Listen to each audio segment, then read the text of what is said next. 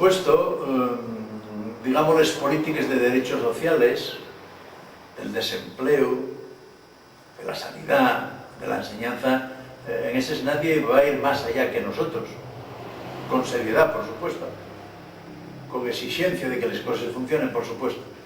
Pero tenemos unas cuantas propuestas importantes en esa materia, para que dentro de lo que tenemos y de las posibilidades actuales las cosas mejoren. Una, como muestra, ¿no? Los crónicos tienen que ir a sacar las recetas a la farmacia directamente. Todo esto tiene que estar en los ordenadores. No tiene ningún sentido que perdamos las mañanas y que los enfermeros o los médicos pierdan el tiempo haciendo recetas que pueden estar perfectamente dispensables a través de los ordenadores, a través de la red o un convenio en farmacias.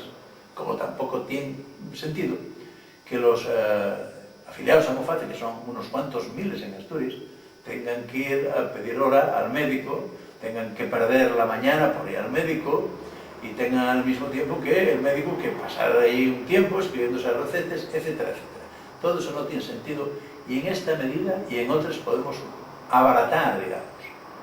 Por lo tanto, los costos temporales de la medicina, tanto para el médico, tanto para la enfermera, tanto para la seguridad social como para los propios consumidores, para los propios ciudadanos, que no tienen por qué andar perdiendo el tiempo y perdiendo trabajo también.